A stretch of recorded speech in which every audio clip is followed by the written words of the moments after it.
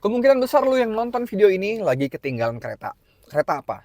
Kereta yang membawa manusia dari uang lama ke uang baru. Yes, kita lagi di masa transisi sekarang.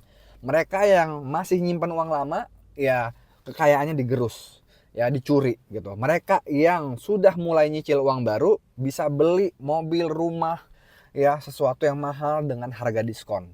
Kok bisa? Ya. Dan apa buktinya bahwa uang lagi berpindah? Tonton videonya sampai habis, ya. Jangan mau jadi orang yang ketinggalan.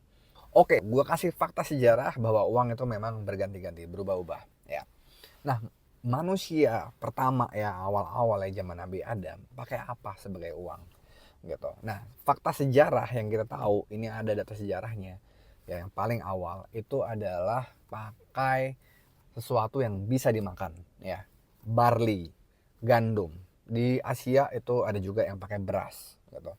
Di beberapa tempat juga ada yang pakai babi ya, pakai sapi gitu, sesuatu yang bisa dimakan. Jadi memang mirip-mirip sama barter ya. Barter kan langsung untuk tukeran langsung nih gitu, tapi kita barter sesuatu yang dimakan oleh semua orang ya, dianggap berharga oleh semua orang. Oke. Nah, tapi itu nggak lama sebagai uang. Kenapa? Ada masalah ya. Di sini polanya biar biar lu paham ya. Masalah di uang lama bikin muncul uang baru. Oke, kita nanti bakal bahas nih masalahnya ini apa. Nah, masalah di beras atau gandum itu adalah dia tidak tahan lama. Nah, muncul uang yang lebih tahan lama itu adalah cangkang siput laut. Yes, peliharaannya SpongeBob ya, si Gary gitu. Itu cangkangnya dijadiin uang ya, dijadiin juga sekarang biji congklak ya buat mainan anak-anak. Itu berabad-abad loh dipakainya. Terakhir abad 19 masih dipakai di Afrika gitu, dan dipakai oleh banyak bangsa ya. Di Cina ya, di huruf Mandarin itu jadi aksara ya uang ya, bentuk cangkang siput laut itu. Tapi kenapa dia nggak bertahan lama gitu? Kenapa akhirnya kalah digantikan oleh logam mulia ya, tembaga, perak, emas gitu? Karena logam mulia lebih langka. Yes, masalahnya cangkang siput laut itu kan memang bisa diproduksi ya di laut gitu. Nah ini lebih langka, nggak bisa diproduksi gitu logam mulia. Kalah deh, berpindahlah gitu kekayaan orang dari cangkang siput laut ke logam mulia gitu. Nah inilah yang kenal ya, dinar, dirham.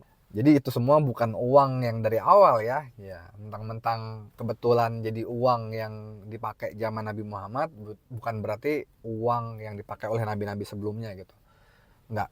Nah, kenapa kita sekarang nggak pakai lagi emas dan perak gitu dan tembaga sebagai uang gitu? Karena nggak praktis ya, berat buat dibawa gitu. Buat transaksi yang besar ya, buat bisnis ekspor impor transaksi besar itu harus dikirim pakai kapal ya. Yang mana di tengah-tengah bisa ada perompak, ada bajak laut gitu buat mencuri. Nah, ada uang yang lebih praktis, lebih ringan gitu dengan teknologi kertas gitu. Enak, verifikasinya juga lebih gampang ya, karena logam tadi bisa dipalsuin, beratnya dibikin sama, itu bisa diatur. Nah, si uang kertas ini punya masalah. Masalahnya apa? Ya karena namanya kertas bisa dicetak ya dengan mudah gitu. Jadi kita harus percaya sama yang nyetak uang kertas ini gitu. Awalnya memang dia muncul sebagai tanda terima doang, tanda terima dari si logam itu. Jadi ada orang yang nyimpanin logam, orang nitip logam ke dia, dikasihlah tanda terima kertas. Nih, tanda terima. Nah, tanda terimanya ini bisa ditukar balik ke logam gitu. Nah, yang ini masalah. Kenapa dia nggak cetak ini lebih banyak ya daripada logam yang dia simpan gitu? Nggak ada yang bisa verifikasi toh gitu kan? Itu yang jadi masalah. Nah, karena makin banyak nilainya makin turun gitu. Itulah yang kita rasain sekarang kan. Buat beli barang makin nggak berharga nih uang gitu. Karena jumlahnya makin banyak. Dan data juga bilang demikian ya. Data bilang demikian. Ini gue tunjukin langsung, ini adalah peningkatan jumlah rupiah yang beredar ya dari tahun 80-an sampai sekarang gitu. Yang mana kalau diterusin trennya ya, ini nggak peduli mau presiden siapa, partai apa ya, selalu kan naik terus kayak gini ya, bakal meningkatnya tajam kayak gini nukik. Nah, terus dilanjutin sampai ke atas kayak gini nih. Artinya apa? Kalau kita pakai rupiah terus ya, Indonesia bakal bubar. Bakal bubar dong gitu. Karena apa? Karena menuju nol nilainya.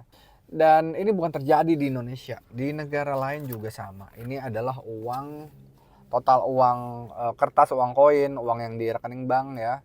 dolar Amerika gitu. Nah ningkatnya juga sama tuh, eksponensial naik ke atas gitu ya. Itu masalah dari uang yang sekarang ini. Oke, solusinya apa? Solusinya muncullah uang yang terbatas. Karena masalah ini kan ketidakterbatasan ya. Dia nyaman, dia enak, tapi dia nggak terbatas. Muncullah uang yang terbatas. Tapi uang yang terbatas ini apa? Uang logam. Kan tadi udah dibilang, logam bermasalah gitu ya. Nggak praktis, apalagi di era internet gitu. Nah, muncullah uang digital, tapi terbatas gitu. Jumlahnya terbatas. Nih, garis lurus aja nih sampai tahun 2100, 2200 dan seterusnya. Ya, jumlahnya terbatas, tapi bisa dipecah secara nggak terhingga ya. Bisa 0,000000 secara nggak terhingga. Jadi secara kapasitas dia cukup besar buat menampung peningkatan ekonomi ya di masa depan gitu. Nah, timbul pertanyaan, kalau dia itu adalah uang digital, siapa yang ngatur gitu? Semua produk digital yang kita pakai kan ada pengatur gitu, ada pengelola ya. Facebook, Twitter, YouTube, Google gitu. Ini adalah penemuan baru memang. Ini adalah benda digital gitu yang nggak punya pengatur ya. Beneran muncul aja gitu di dunia kita gitu. Bisa kita pakai, nggak ada yang ngebatasin kita, nggak ada yang ngeblok kita buat nggak pakai ini gitu, nggak ada yang bisa matiin ini ya, nggak ada satupun, pemerintah juga nggak bisa gitu. Nah, nggak heran udah ada negara yang beli si uang baru itu ya, rutin, dan juga nambang juga ada. Yes, uang baru ini bisa ditambang sama kayak logam mulia. Sekarang kita belum sampai nilai maksimumnya kok, masih di sinilah sekarang. Udah ada perusahaan ya yang ngelakuin itu. Tesla yang bikin mobil listrik populer pertama kali. Gitu, ada juga beberapa perusahaan lain. Negara sebesar Amerika ya yang jadi uang dunia itu, dia bahkan udah terang-terangan nyimpen si uang baru itu dan berencana buat nambah simpenannya. Lawannya Amerika siapa? Rusia. Nah, Presiden Putin udah memuji si uang baru itu. Bilang itu adalah uang yang nggak bisa diblok, yang nggak bisa diatur sama siapapun. Ya, ini bicara karena Rusia disangsikan sama Amerika ekonominya gitu. Nah, artinya apa? Kereta udah jalan nih. Kereta yang gue bilang di awal itu udah jalan tapi lambat gitu kan.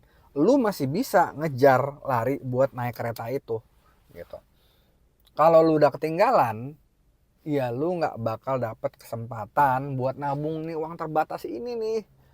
Uang terbatas ini nih, lu bakal kelewatan ya. Yang mana itu tadi gue bilang kan, lu bisa beli rumah, beli mobil, pakai harga diskon gitu. Kalau lu punya perusahaan, lu bakal nyimpan kekayaan perusahaan lu, nggak tergerus sama inflasi, lu bisa ekspansi bisnis.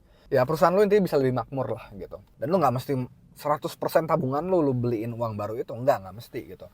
Lu bisa mulai nabung, nyicil sedikit-sedikit aja gitu. Yang penting lu udah punya kaki lu di sana ya, jangan sampai ketinggalan.